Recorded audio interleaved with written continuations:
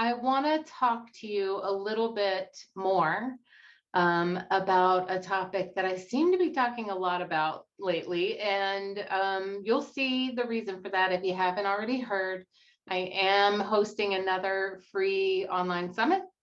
That's coming up the week of October 10th to the 14th, and on Monday, you'll start getting official information about it.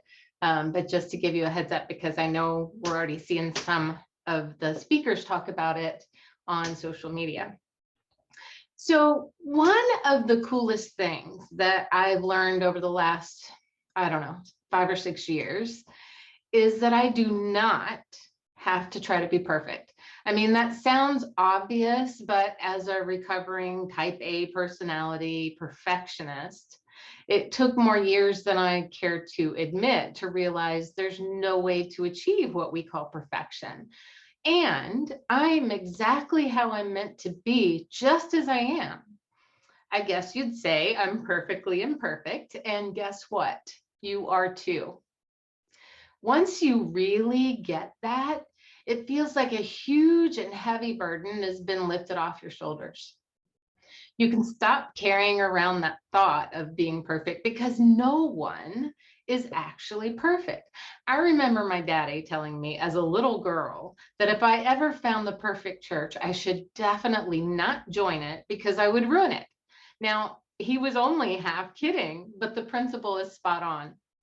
There's nothing you need to change and no one you need to become. You are exactly who you're meant to be, doing exactly what you're meant to be doing right now, even in your imperfection.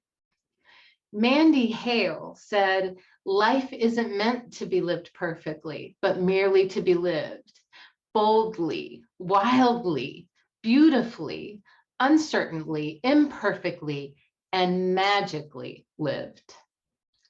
And you know what? Imperfections also make us more interesting. Do you remember the movie, The Stepford Wives, where real women were replaced by these perfect plastic robots who kept the house clean, made all the meals, and never had a single opinion about anything? Who wants that? Not even the husband really wanted that perfect wife. And there was the even creepier one, the sequel called The Stepford Children. I mean, I can't imagine children being perfect, but that's what the premise was of that movie. I remember other people talking about how creepy those movies were, and I completely agree. So let's learn the lesson that perfect is boring and imperfect can definitely be interesting and hopefully fun too.